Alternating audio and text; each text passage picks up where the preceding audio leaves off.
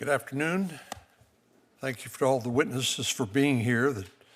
The title of this hearing is Somali Fraud in Minnesota, the Tip of the Iceberg. When the news broke about the level of child care service fraud by Somali nationals in Minnesota, the American people were rightly shocked and outraged. The loss to the federal government, meaning the loss to American taxpayers, is estimated to be at $9 billion or more. That estimate only covers what the U.S. government has discovered in one state, the state of Minnesota. There are also credible allegations that the Minnesota government knew about the fraud as early as 2011, and that Governor Walz and Mayor Frey not only were aware of the fraud as early as 2018 or 2019, but did nothing to stop it. Some of the individuals involved in the recent Minnesota fraud scandal were U.S. citizens of Somali descent, but there were also some Somali nationals who were not U.S. citizens. To date, the U.S. Department of Justice has charged 98 defendants in the Minnesota fraud-related cases, 85 of whom are of Somali descent. So 98 have been charged, 85 are of Somali descent. 64 have been convicted.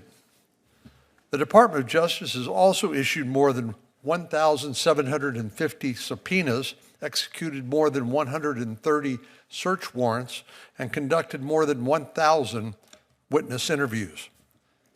Sadly, as soon as the magnitude of the fraud was identified and amplified by an independent investigator, following an appropriate surge of DHS immigration resources into Minnesota, the mainstream media and the radical left immediately began to call the U.S. government's actions racist, claiming that the Trump administration was unlawfully targeting Somali nationals.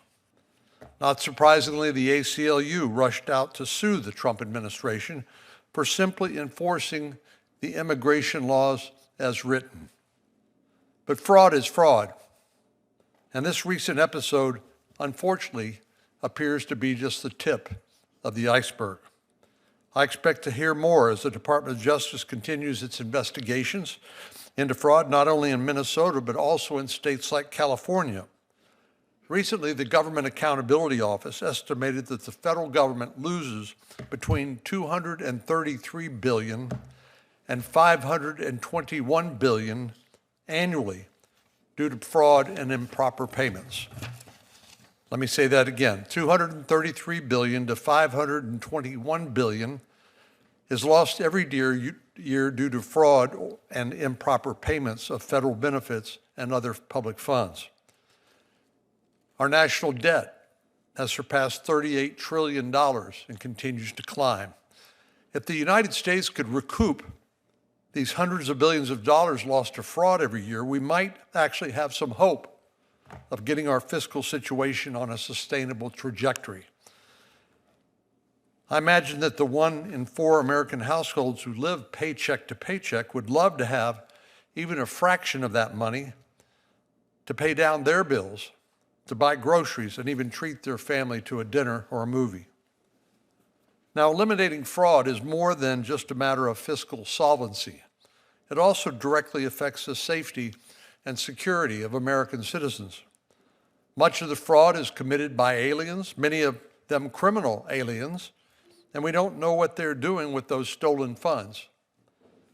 In 2023, the Federation of American Immigration Reform, or FAIR, estimated that Medicaid lost approximately $8 billion in funding annually due to fraud attributable to illegal aliens. Similarly, FAIR estimated that the illegal aliens have obtained more than $3 billion in earned income tax credits, with the average filer receiving more than $4,000. Over the last 2 years, $700 million in cash, largely tied to Somali couriers, has been flown out of the Minneapolis airport via suitcase, according to DHS officials.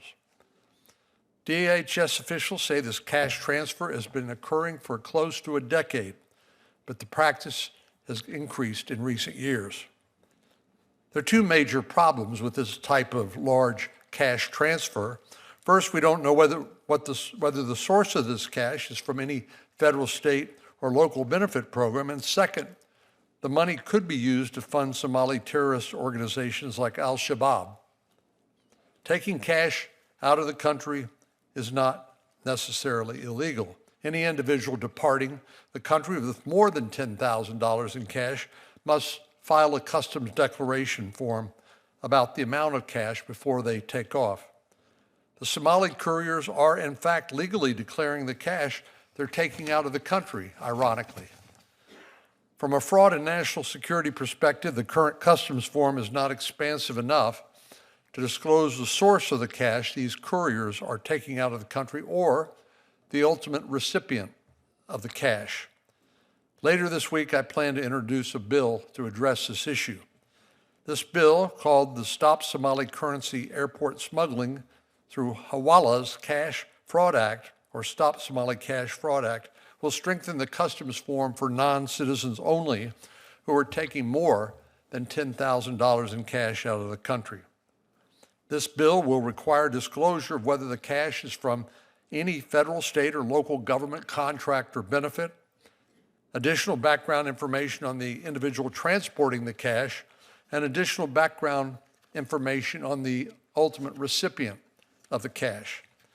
Most importantly, it will require filing the customs form 72 hours in advance, which will give Customs and Border Protection more time to fully vet the form before allowing non-citizens to leave the country with suitcases full of cash.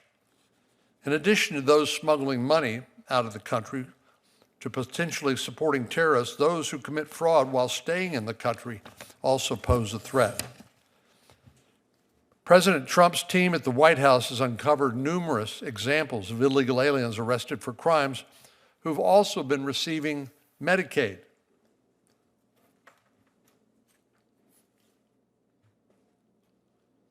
These individuals have been arrested for a variety of crimes, ranging from child abuse to domestic battery to burglary to murder.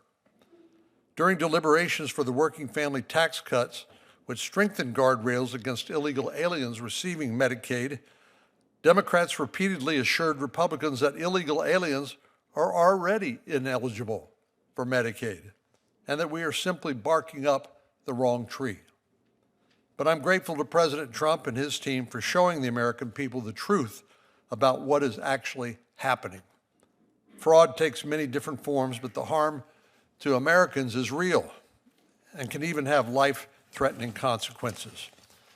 A quick internet search will reveal numerous instances of foreign nationals who've been convicted for fraud, everything from wire fraud, manufacturing and selling counterfeit documents, fraudulently obtaining mass numbers of H-2B visas, and much more. None of these crimes are victimless.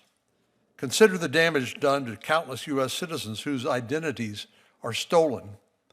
According to one report, over $19 billion is lost to identity theft annually.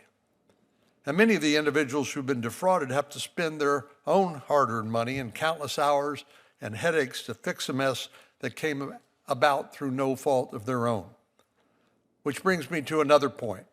I'd like to remind the public of something that's hardly ever reported on by the mainstream media. Too often we hear that ICE and CBP are arresting people who supposedly have no criminal record. But the fact that an alien has no criminal record, that is, has never been arrested, charged, or convicted, doesn't mean that this individual has not broken the law. Consider what it takes an illegal alien to continue living in the United States, not to mention the fact that entering the country without authorization is a crime. To work, an illegal alien has to obtain some sort of identity document. In many instances, the identity documents are fraudulent or altered documents of real U.S. citizens, and the alien has assumed that person's identity. Stealing a U.S. citizen's identity or Social Security number is a crime, but that isn't where the criminal activity stops. Once an alien has acquired a false identification, how would this person commute to work every day? often by driving without a license, also a crime in most jurisdictions, or driving without insurance, also likely a crime. Whether someone entered the country illegally or overstayed a visa, there are certainly crimes that all aliens have committed against our immigration laws, even though they may not have yet been caught and the offenses may seem minor. But make no mistake, criminal aliens not only prey on unsuspecting U.S. citizens, but they also prey on their own people, stealing the identities of other aliens lawfully in the United States to stay in the United States, work illegally, or in some instances, just defraud the U.S. government. So what can we do about it? What can Congress, what can the government do about it? First, we can begin by prioritizing thoroughness of security vetting rather than speed and efficiency like the Biden administration did, as they waved hundreds of thousands, even millions of people into the country during the 4 years of the Biden administration without adequate vetting. We can invest in fraud prevention and detection mechanisms that will allow federal, state, and local government agencies to quickly identify those who are attempting to fraud. We can also require agencies to require biometric identification and verify each alien's identity before they may be granted any federal, state, or local public benefit, loan, or grant. Furthermore, we can require automated and recurrent identity verification, random audits, and in-person identity verification for all federal and state programs that provide funds for public services or programs. Finally, one thing I find surprising is that the American citizens in blue and red states are not demanding more accountability for the millions of Americans who've been defrauded. It seems that they are more interested in going out on the street to actively protest against federal law enforcement officers who are not only doing the job they've been sworn to do, but enforcing the laws Congress has passed. It is our responsibility as a U.S. government to protect the American people. It's also our duty to protect the American people and preserve the integrity of our republic. If we fail in those duties, we won't have a country any longer.